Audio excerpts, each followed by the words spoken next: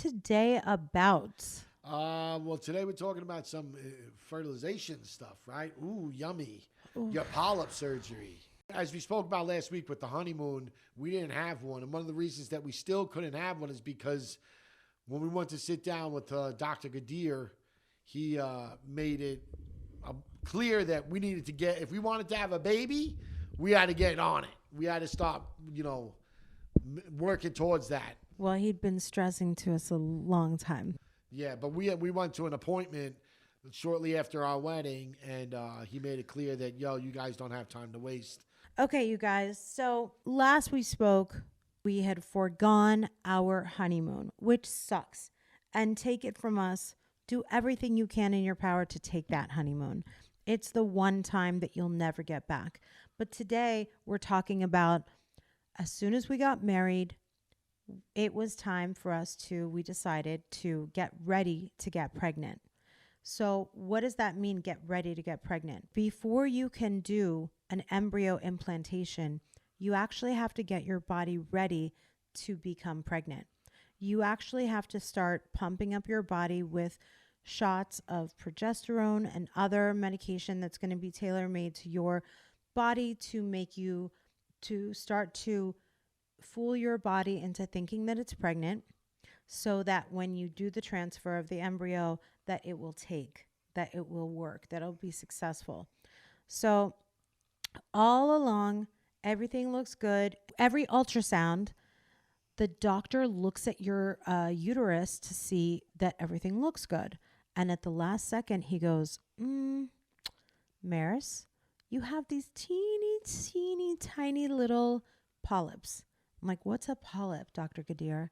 And he goes, it's like a little divot in the uterine line. And I don't want that embryo not to have the perfect home to receive and grow in your body. Because that's what it comes down to. They're looking for everything to be optimum, pristine. I don't want you to have a miscarriage. I want your uterus to be pristine, like you said. And just because you're older and just because you don't have a ton of you don't have a ton of chances, you're not going to go do your egg freezing again. We don't know how successful your process of creating viable embryos is going to be.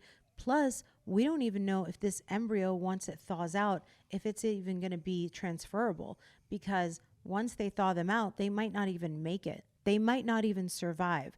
And a lot of people don't realize, like, if they go through the process of freezing your eggs and embryos, it doesn't equal a baby. An egg doesn't not equal your baby.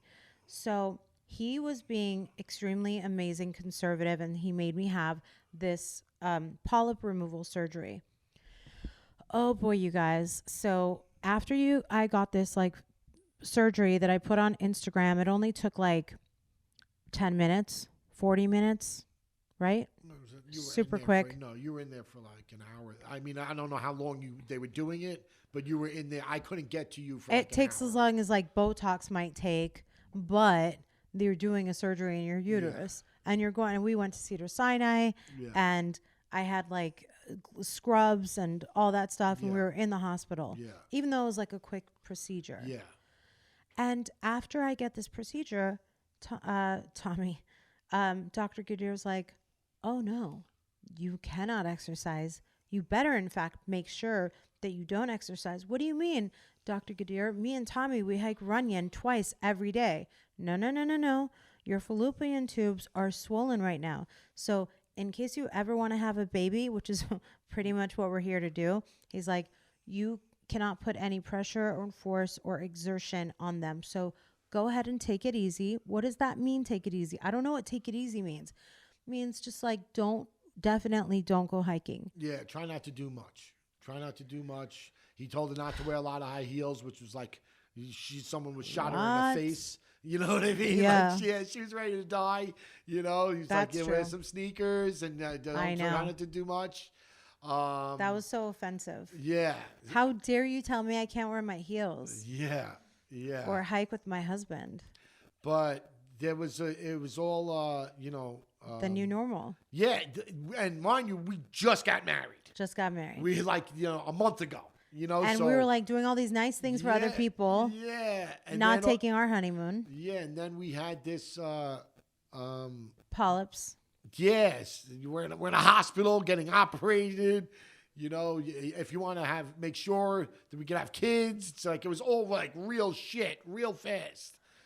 2 months after our wedding. Yeah, but listen, you know, And then, just so that we can fast forward, we had one more because the first one wasn't enough. Yeah.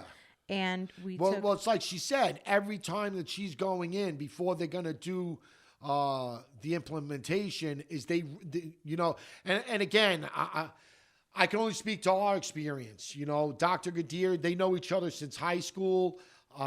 He from the moment I met this man, really took it upon himself to make sure that my wife had a baby. Like, he really took a vested personal interest in it. It was important for him that she had a kid. Anytime she went into checkups or anything like that, like, they were checking her out. They were making sure she was good. I could go to the mall to try and buy a bra, and I would bump into Shaheen and his wife, and they'd be like, girl, what is up? Yeah. Where's that baby? Yeah. When you gonna get knocked up? And I'd be like, I don't even know who Tommy is. Like, girl, you got a ring on your finger. You don't know if you're going to marry him. And I would be like, yeah, I don't know. I have trust issues. And Shaheen was like, girl, what are you talking about? Look at him. He's decent. He's good looking. He has a job. He's got all this shit going for him. You have all this history. Like, what are you waiting for? Hurry the fuck up. Yeah, that's what he would say. Yeah, no, he was. And I was like, huh? But then, you know, once we were going down that road, you know, he was making sure that everything was good. So she had that first one, and then we went back for like her next checkup. And it wasn't the next checkup; it was the one that was after that. They found another one, and he wanted to do another operation. So again, we're like 3 months in, and she's had 2 operations on her fucking uterus. And I don't even know what the fuck is going on. You know what I mean? Like, I don't. You know, all right, cool. I'm there. I'll take off work. I'm there, whatever. But the thing that for people who haven't gone through this or are going through this, you don't know what you're going through. You're just all new, man. You're just trusting your doctor. Yeah. And a lot of women DM me and say that they have had unsuccessful procedures, that they've had multiple retrievals, and they ask for Dr. Gadir's phone contact info because there are things that our Dr. Gadir has really high success rate, and you have to check and balance out a lot of things, like what's going on in your body, what's going on in your hormones. And like, we are in the dark, but nonetheless, we followed what he told us to do. I'm just speaking as a man. I'm saying, as a man, you're really entirely in the dark. This is all female stuff. It's all female issues. You know, she's taking these shots. The shots turn him into a fucking demon. You know, like a really, really sweet, nice, and kind demon. But it's still a fucking demon. You know what I mean? Like, you never know when she's going to go fucking nuts. It's like, wow. And again, we had just gotten married. And she was taking the hormone shot. Well, this is actually after, this is after the polyp surgery. I don't want to get too far ahead of when she beat me with her father's picture. But, that's later. But that was later. This is just the polyp surgery. But again, it was just, all I'm saying, it was kind of intense shit to happen right after you got married. And as you so eloquently put, never got a honeymoon. What I'm saying is, I know you start to dedicate and devote everything about your life to the point where I'm like, we'll have stories where our friends would say, remember that trip that you took to New York where you had your needles and your injections and your hormones and your meds and you were injecting yourself? And like, cousin Zeba tells us that, like, I was showing her daughters how for me to retrieve my eggs, and then Albert will tell us what we did, and Chrissy Fitzpatrick would tell us what we did. And everyone's like, and everyone would remind me, you guys were traveling with an ice pack of meds because you were trying to get your eggs, get your progesterone, get your body. And so we might as well have had that baby in our hands because we were doing everything. Yes. No, making you're all right. the You're right. sacrifices. You're right. You're making right. all the lifestyle choices and adjustments and Very well put. compromises. Too. Before he was even in, before you were ever pregnant, we were working on a baby. For a long time.